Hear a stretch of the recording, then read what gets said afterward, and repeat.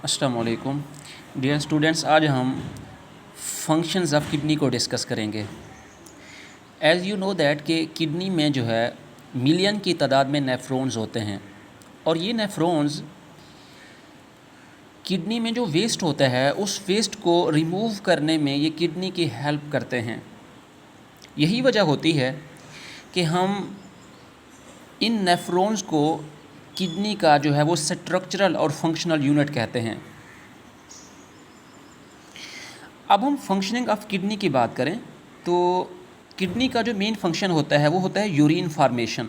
Kidney का जो main function है वो है यूरिन फार्मेशन। तो अब ये जो यूरिन फार्मेशन है ये मंदरजा झैल 3 स्टेप्स में होती है, जिसमें सबसे पहला है प्रेशर फिल्ट्रेशन, सेकंड है सेलेक्टिव रीअब्जॉर्प्शन एंड थर्ड है ट्यूब्यूलर सिक्रीशन। तो सबसे पहले हम बात कर लेते हैं प्रेशर फिल्ट्रेशन। अब प्रेशर फिल्ट्रेशन में देखें, अगर हम डायग्राम को देखें तो हमारे पास सबसे पहले जो इम्प्योर ब्लड है वो इम्प्योर ब्लड किस में आता है। सबसे पहले जो है ये आर्टरी जो है जिसे हम कहते हैं रेनल आर्टरी, तो रेनल आर्टरी जो है जिसे हम एफरेंट आर्टरी भी कहते हैं, तो ये आगे तकसीम होती हैं आर्टीरियोल्स में और आर्टीरियोल्स जो है वो आगे डिवाइड होते हैं कैपिलरीज़ में। तो अब ये जो ग्लोमेरुलस की कैपिलरीज़ हैं, इन कैपिलरीज़ में जैसे ही यहाँ ब्लड जो है जो कि इम्प्योर ब्लड है वो इंटर होता है तो यहाँ पर प्रेशर जो है वो बहुत ज़्यादा होता है, क्योंकि कैपिलरीज़ की वाल जो हैं बहुत ही बारीक होती हैं। और दूसरी बात ये है कि ये इनमें जो है कैपिलरीज़ में स्मॉल क्या होते हैं, पोर्स होते हैं।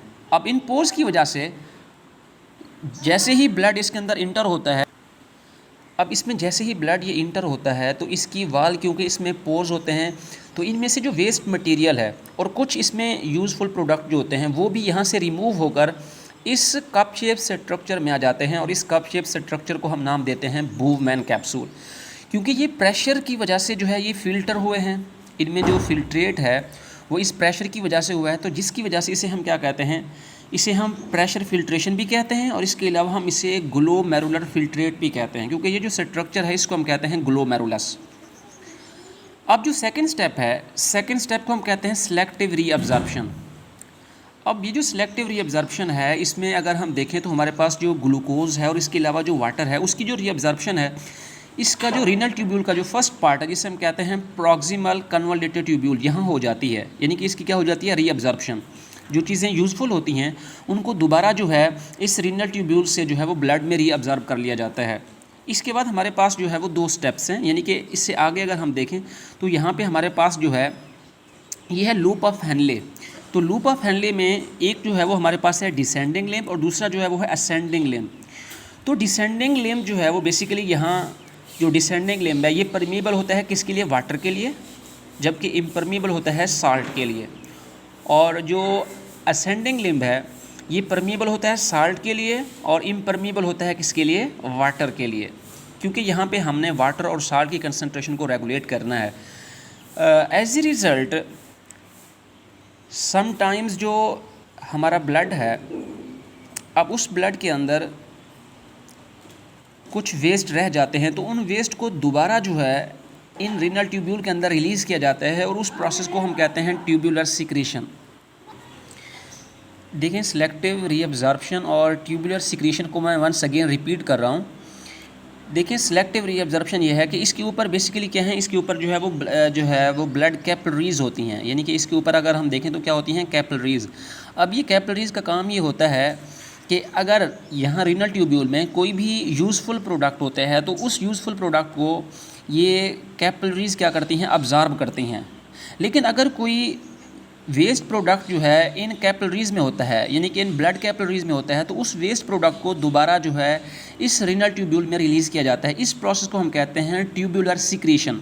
जब वेस्ट जो है वो ब्लड से किस में आएगा, रीनल ट्यूब्यूल में आएगा, इसको कहेंगे सिक्रीशन।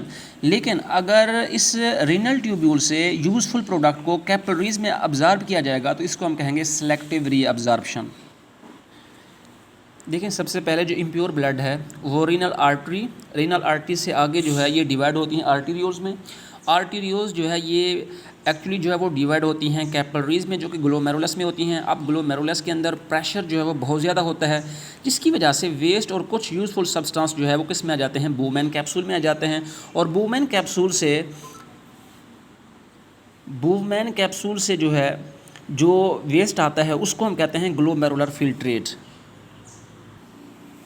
तो इस तरीके से जो 99% जो ब्लड होता है उसकी जो है वो रीअब्जॉर्प्शन की जाती है। तो अब ये जो आपके पास यूरिन की फॉर्मेशन होती है वो इन 3 स्टेप्स में होती है, जिसमें हम सबसे जो पहला स्टेप है उसको कहते हैं pressure filtration, second selective reabsorption and third tubular secretion. तो प्रेशर फिल्ट्रेशन में जो फिल्ट्रेट है, जो वेस्ट है, उसको जो है वो फ़िल्टर किया जाता है with the help of pressure. और सेलेक्टिव रीअब्जॉर्प्शन में जो है जो यूज़फुल सब्सटेंस होते हैं उन यूज़फुल सब्सटेंस को जो है वो रेनल ट्यूब्यूल से दोबारा जो है वो कैपिलरीज़ में जो है वो ऑब्ज़र्व किया जाता है। और जो ट्यूबुलर सिक्रीशन है, ट्यूबुलर सिक्रीशन में क्या होता है कि जो वेस्ट होता है ट्यूबुलर सिक्रीशन के अंदर जो ब्लड कैपिलरीज़ में जो वेस्ट होता है उसको दोबारा जो है वो इस रीनल ट्यूब्यूल में रिलीज़ किया जाता है। इसको हम कहते हैं ट्यूबुलर सिक्रीशन। तो इस तरीके से जो भी फिल्ट्रेट होता है तो उस फिल्ट्रेट को हम क्या कहेंगे, यूरिन का नाम देंगे। तो अब ये जो यूरिन होगा ये आएगा पेल्वस में, पेल्वस से यूरेटर में, यूरेटर से यूरिनरी ब्लैडर में, और फिर उसको जिस्म से बाहर रिमूव कर दिया जाता है। अल्लाह ताला आप सबको और आपके अज़ीज़ व अक़ारिब को आसानियाँ अता फ़रमाए और आगे आसानियाँ तक़सीम करने का शर्फ़ हासिल करे।